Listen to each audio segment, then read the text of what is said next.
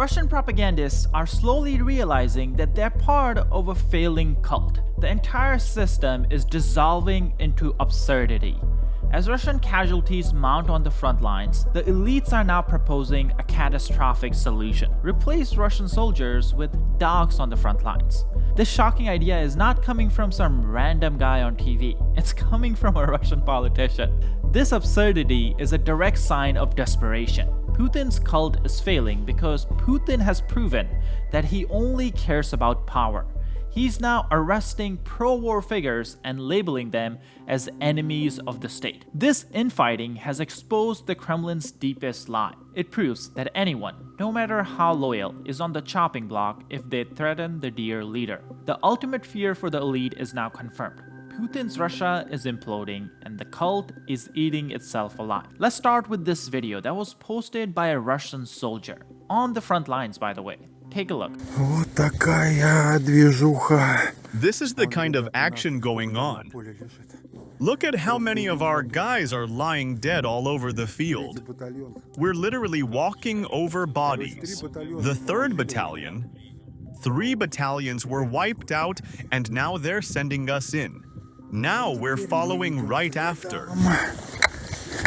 When normal people who see this clip, they would say maybe we should do something to, lower the casualties. They don't even blame little Vladimir who started this special military operation. No. I'm guessing most Russians know that if you do something like that, you get a one-way ticket straight down a Russian apartment window. So, what is the solution Russians are offering? Well, they want to replace the soldiers with dogs. Worst part of this idea is not coming from some random guy, it's coming from a Russian politician. These are the people who are running the Russian government. Just take a listen. You might consider my proposal absurd, but I believe it is well-reasoned given our reality. 2 weeks ago, we sent out our next batch of trucks with building materials to help our guys with the construction of protective facilities. Unfortunately, things aren't going very well in that area. Naturally, the goal is to protect everyone who is there. Naturally, we conduct these missions. The guys are dying because they signed the contract. It is supposedly legal. So, maybe we should think carefully and reclassify all these animals as liable for military service, as servicemen, and send them there to sweep the minefields? Why not? Is it because, as we say, there are services and public organizations that protect animals? Well, let's assign them to another category, simply so that we don't have to spend 70 million. Instead, we can spend it for the construction materials that are needed today on the front lines, at the SMO. Well, it's an option. Why not?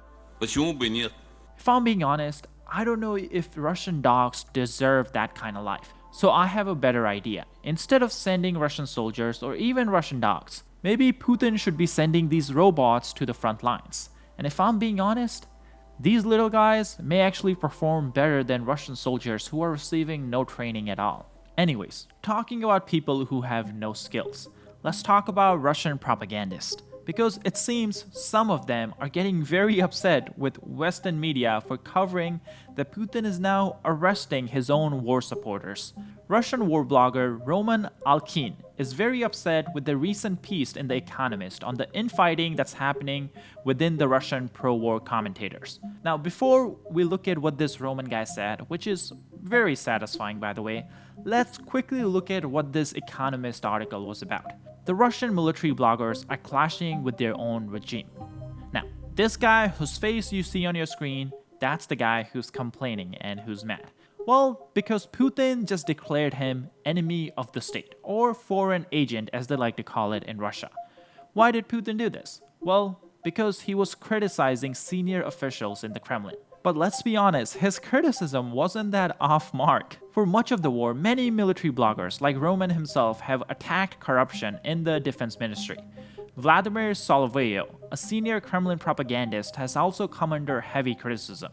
But this was all tolerated so far, as long as these bloggers created a veneer of public support for the war. Now it seems that deal is off, and that breakup is coming from the Kremlin. Many of these big bloggers are being named as foreign agents, which is a label that comes from the Stalin era, and it was usually employed back then to silence criticism.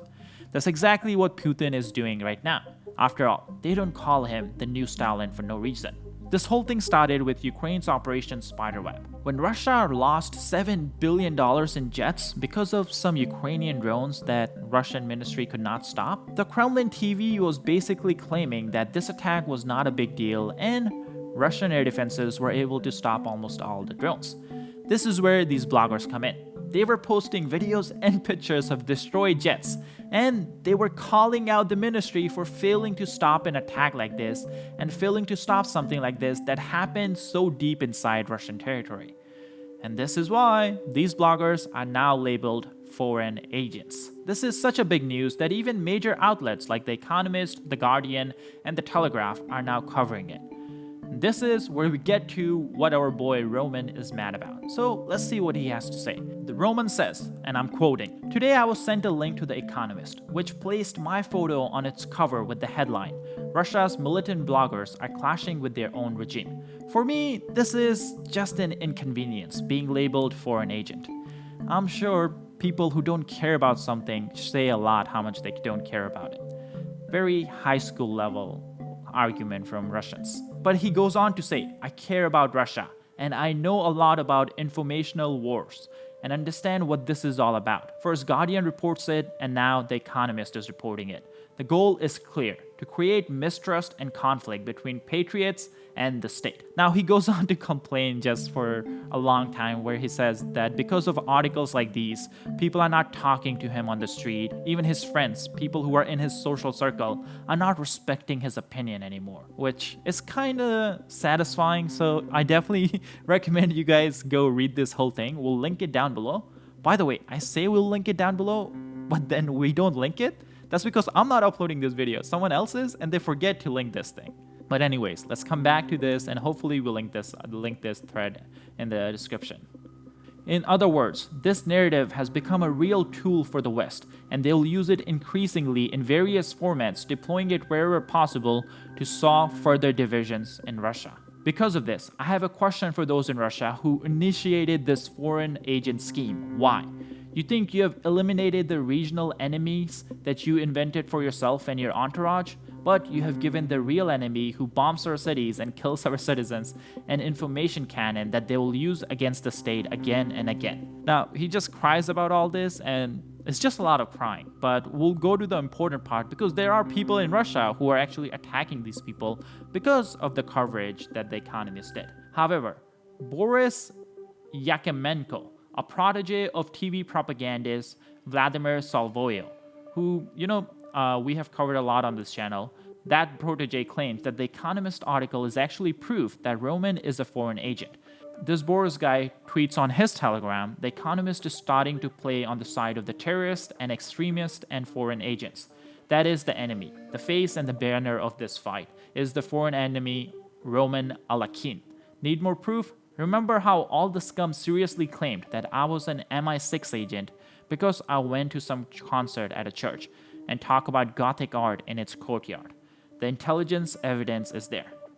This all just shows that the infighting in Russia is growing, and as Napoleon once said, when your enemy is making a mistake, don't interrupt them. Now, the funniest part of this whole thing is even the biggest show in Russia, which is the Vladimir Solovoyev show, is admitting publicly that yes, the Russian economy is struggling, and yes, the mistakes were made. But it wasn't Putin who made the mistakes, it was everyone else. Наша экономика, оказывается, терпит крах. As it turns out, our economy is collapsing. Before that, Trump had already given his assessments of our economy. Where does this idea that the Russian economy is collapsing is coming from? Oh, is this because our growth rate has slowed down? But our slowdown of growth rate is artificial and was set up by the mega regulator as the main objective to combat inflation, and didn't accomplish the set objective. But now, this inability to solve this problem in the foreseeable future has led to the fact that our geopolitical enemies use it as a trump card in the fight against us. I don't want to blame anyone for this. Right now, the question is not who is to blame, but what to do about this. Now, this is the good old Russian strategy that they've been implementing ever since Russia had SARS, where the public and even the people who are in the elites but who are not part of the administration, even during the Tsar's time, they would blame everyone else but the Tsar. They would blame the people around them, they would blame the people advising the Tsar, but it's never Tsar's mistake. But whenever something good happens in the country, of course, the credit goes to the Tsar. This strategy has actually been nicknamed called Good Tsar, Bad Boyar. Now, some cunning czars like Putin are actually using this to clean house whenever they make a mistake. Meaning, let's say they started a 3-day special military operation. For some reason, 3-day turns into 3.5 years. Well, they will blame it on their advisors and start convincing the public that this wasn't Putin's mistake, but rather the advisors who were not following his orders. That's exactly what's happening in Russian TV. This is something I think I covered a couple of weeks ago, but here's the clip again if you missed it. In reality, our state is weak. It's weak. It was created to be weak. It was created in the 1990s in such a way that some oligarch or some person could influence how the state would continue to operate. Naturally, this weak state now needs to be strengthened somehow. There is no need to wait until the war is over. Not a weak state, but a weak construction. That is, its architecture itself. The state on which this power stands, this structure, this basis, it is weak. Because when a huge number of the president's orders go ignored because officials find it easier to do nothing, knowing the results of inaction, like with oil refineries and so on. Correct? Если чиновникам проще ничего не делать, понимая, что значит результат ничего не делания с теми же НПЗ и так далее. The state can't do anything because it doesn't have a mechanism to force this official to do something. It's even scarier than that. In the 1990s, we built it in such a way that gaps of irresponsibility were formed, when there is simply no one responsible there. We still think that ministries manage the sectors they're named for, but that's not even close to reality. Now, over the last few weeks, a couple of our videos have gotten demonetized and restricted. Probably because YouTube doesn't like some of the clips that we have shown from the Ukrainian front lines. YouTube considers war clips not advertiser friendly, so they just restrict the video. This is why we created our own platform, Basics Insider. We built it from scratch, so we have no restrictions. That way we can provide you with uncensored coverage of what's happening in Ukraine and what's happening around the world. So if you're someone who's interested in stuff like this, if you're someone who wants to support independent journalism, then definitely go check out our website by going to basicsinsider.com. You can also click the link in the description or scan the QR code on your screen. By joining, you'll be able to watch tons of content that we cannot upload here on YouTube. But on top of that, you'll be supporting our channel and supporting our coverage. So thank you so much. My name is Sam, and I'll see you guys in the next one.